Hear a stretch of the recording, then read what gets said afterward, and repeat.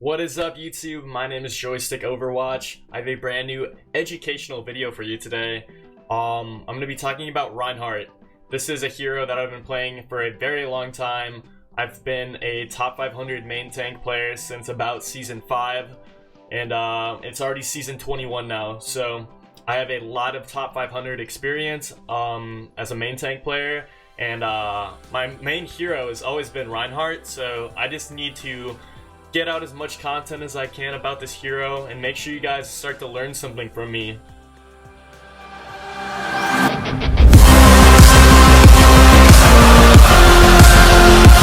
So I just want to start off with giving you my top 5 Reinhardt tips, and I'm going to be breaking down each of the tips. So I want to talk about number 1, the importance of playing Reinhardt as a hero right now.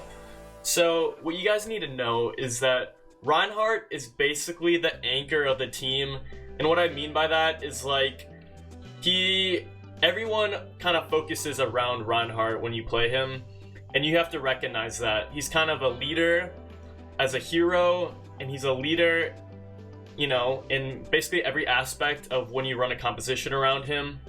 So what I want to tell you guys is that communication is very key when playing Reinhardt. He's kind of a hero that relies on a lot of resources around him, you know, healing. He takes a lot of damage, but he can also block a lot of damage. He requires a lot of coordination. So if you're a main tank player or looking to learn Reinhardt, I highly recommend being in voice and communicating with your team whenever you're possible. I mean, I know not everyone's not a big leader and all that, but just being able to take charge of your team and learning how to engage is really important. Back to the importance, I want to say number 1 is staying alive as Reinhardt is so important. A lot of Reinhardts think they need to be the hero, be the number 1 focal point, which is true, but you really need to value your life as Reinhardt. It's really important that you staying alive is more important than anything else. Yes, there's a lot of opportunities to deal damage or go for a kill, but in the end it's more worth it, and you enable your team a lot more if you're staying alive. So those people that are learning Reinhardt right now, I highly recommend is playing to stay alive rather than getting kills is so important, because you can enable your team to basically win the fight. And it's really hard to win a team fight as Reinhardt when you're not alive, right? It's really hard to push forward and take an objective if you're not there. It's actually almost impossible most of the time, unless you win with ultimates. So number 2, I want to talk about shield management. So a lot of people think that as Reinhardt you're kind of just a shield bot. It's not true. What you want to be doing is focusing on, you know, managing your shield as much as you can, and by doing that you want to be playing corners. And what I mean by playing corners is there's choke points in a map, and you can take the corner and just play against it. You literally just be on the corner, and you don't even have to waste shield. You don't have to take a lot of damage. You sit on the corner in different corners of the map, and you only want to really use shield when you know, the enemy's using abilities on you, so that way you're not wasting shield before the fight even starts, right? So another thing is not letting your shield completely break either is really important, because if you let your shield completely break, then you have to wait an extra a second or 2 for it to fully recharge. And what I like to do is shield dance a little bit around corners, and I usually never let my shield break unless I absolutely have to. Sometimes you have really no choice and there's a lot of damage coming through. It'll happen. You know, Reinhardt's shield got nerfed recently, so it'll happen, but focus on, if you get to around 200-300, making sure that you drop your shield and play the corner or tank some of the damage, so that, you know, you're still protecting your team, right? And also focusing on blocking major abilities with shield. You don't need to be spamming shield against you know, a lot of damage coming in. You want to focus on blocking the major abilities. Say you see an honor grenade coming in, make sure you put up shield for that, right? Or if you see Junkrat spamming down an angle, making sure that you get those you know, pieces of damage blocked, other than just holding shield and completely letting it break, and then you don't have it for the fight, right?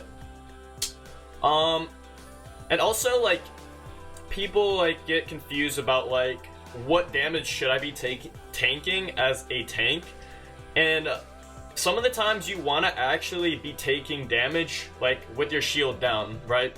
Because that is damage that is being charged by your support ultimates, right? Say you have an Ana on your team, you're taking damage and you're essentially building nano boost, right?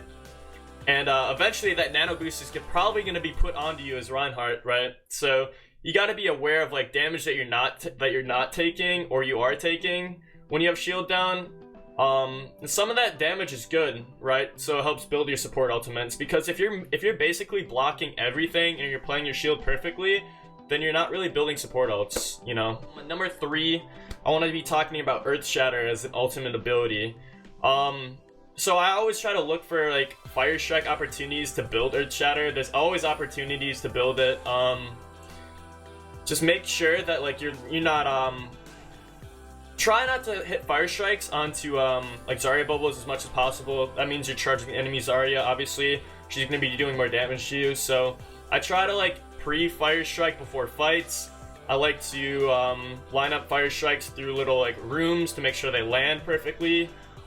This will help you build Earth Shatter quickly.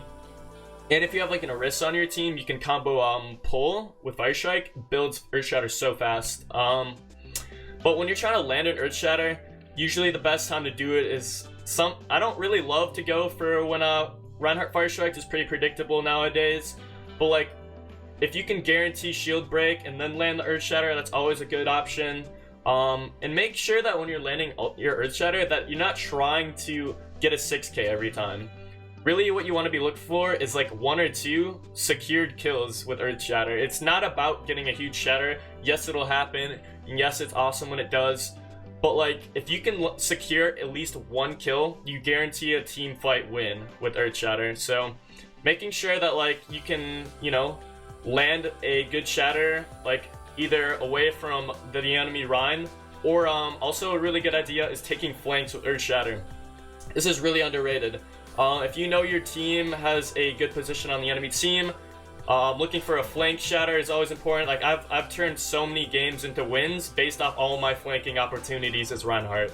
So always be looking for that, you know, and you might get a big, really big shatter off that. But second to last, best compositions for Reinhardt right now. I would say obviously Reinhardt and Zarya are such a good combination for the tank line. That's always been like the bread and butter is Reinhardt Zarya. And basically making sure that you like cycle your engagements with your Zarya.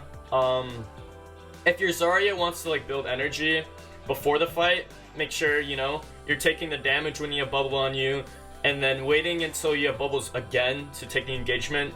You never really want to take a fight without bubbles, and making like that's when the communication comes in with your off tank.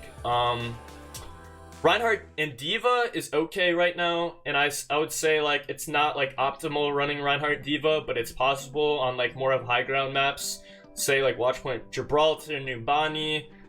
Like Reinhardt is okay in those situations, but with a D.Va, like D.Va can secure high ground obviously pretty easily. Also Reinhardt and Orisa is decent as well, because you can combo Fire Strike with pull like I mentioned earlier. That way you can build Earth Shatter quickly, and you also don't have to worry too much about shield management with Reinhardt Orisa, because like as soon as the Orisa puts down shield, that's when you can like start recharging your shield, right? You gotta like cycle it back and forth, communicate with your other tank.